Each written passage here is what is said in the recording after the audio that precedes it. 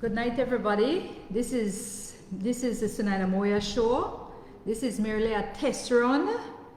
We're testing to make sure everything is okay, Elizabeth, right. because yes, the Belizean rights and justice movement need to have a platform. The Belizean rights and justice movement need to have an outlet where we will be able to discuss matters affecting us. Now, as some of you may have known, I had this platform, the Zenaida Moya show, for a few years.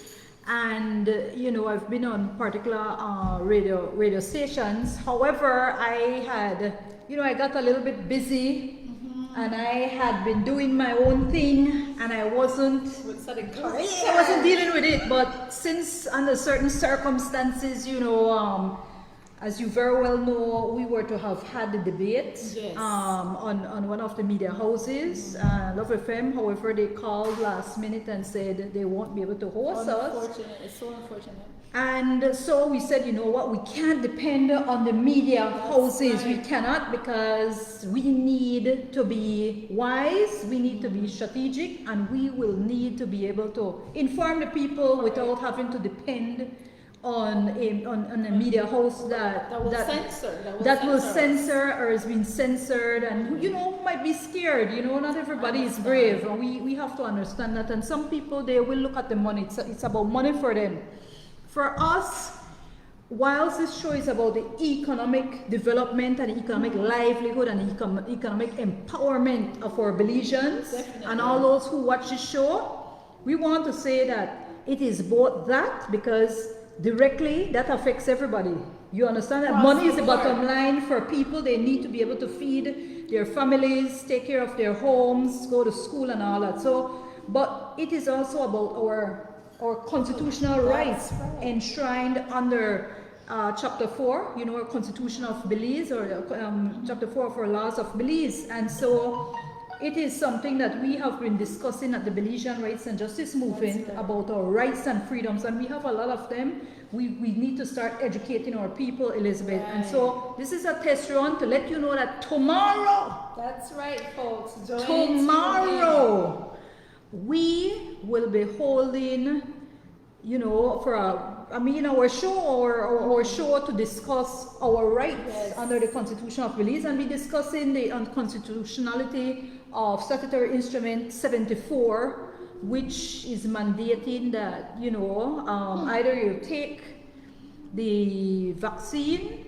what we term the experimental shot, or you have to take the PCR or the rapid test every 2 weeks. And it's something nobody wants things, you know, push up their nose or however they do it. So pretty much that's what we're doing. It's just a test run for today, because we want people to know that we're here and we will be live tomorrow.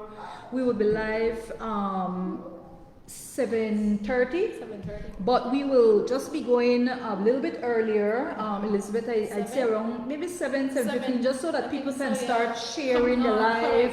I think it would be wiser to start at 7 and just get into the meat of it around that time. That would give people enough time, like what you said, to join in. I believe so, because some people, like I told you, this has been a while, and this isn't something that, you know, we have been preparing for a long time to say, okay, we're gonna go and deal with this. We were thinking we were gonna be dealing with just our usual media houses, but you know what? We have to be realistic. We have to see the writings on the wall. We have to see that, you know, there's censorship. Let's face it, Elizabeth. That's what you call censorship. It's pretty clear. It's pretty clear. It doesn't get any more clear than that. When our head of state will call, or the leader of our land really will call into a talk show, because I call it bully, and chastise money chastise chastise Love FM.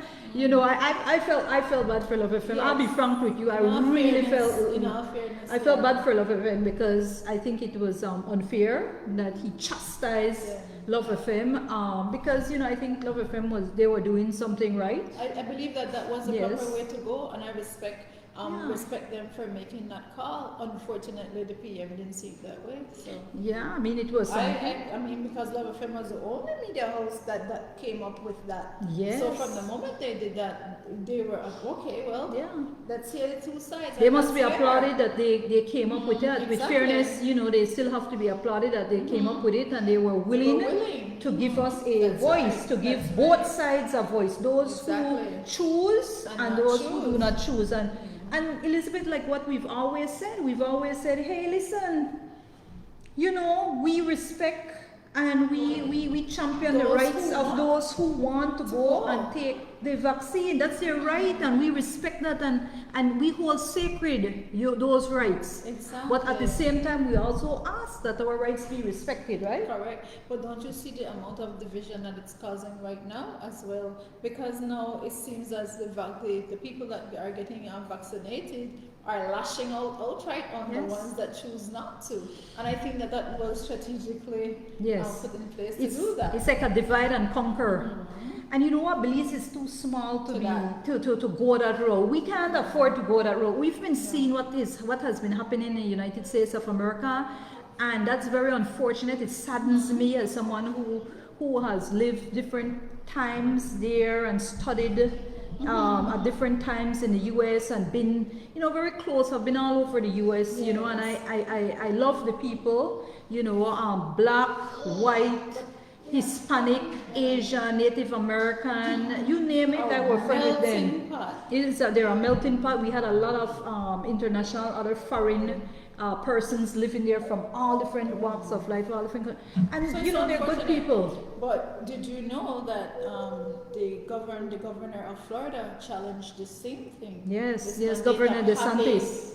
The vaccine that is optional to people. And he won, right? And he won that case. Yes, he won because that had to do with the case. People needs to know. Yeah, the people definitely need to know that, you know. Need to know that he won that. There are international countries, other countries that are fighting this. It's not just okay. You know, everybody's in agreement with it. We believe that should be optional, and that's all we're saying anyway, right? Yeah, that's all we're saying. We're saying just give us that opportunity, you know, to say yes or no. That's all. Especially since it's so quick, and a lot of people that we talk to, or you know, that comes to the group, what do they say? It's too quick. It's not, and even it's funny because it's not even like some people are outright against it. It's just the whole fact that, hey, this just came out, so let me wait a little while, and you have to give them that right at least, man. Yeah. So whether they decide to do it right away, or they decide, well, you know what, I'll wait and I'll just see what happens later on. Yeah, because it was born out of a need to, you know, emergency. It was born out of this emergency, this pandemic. People are really, there's a lot of people that are really against it, and this is what our government needs to understand. Yeah, it's not 1,000 people. The government must be of the people, you know, and it mustn't be a tyrant. And unfortunately, certain moves I'm seeing. Remember when I put that in the plan of action? Yes, it's moving towards.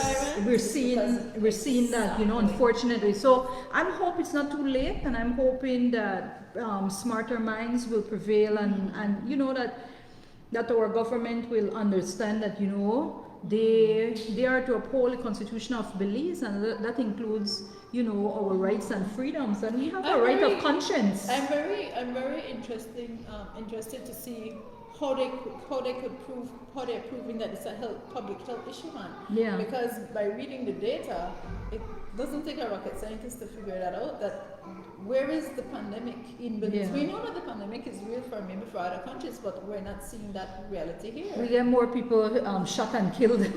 Now, I don't want to laugh, but that's a fact, you know. I mean, come on, then we need to claim the pandemic. I mean, people dying of diabetes and cancer, you know, heart disease, high cholesterol. I mean, you know, strokes. I mean, where's the pandemic? Exactly. Call it a pandemic, because our people left, right, and center. You see everybody being a part of the cancer run, the diabetes walk. Cancer is a exactly.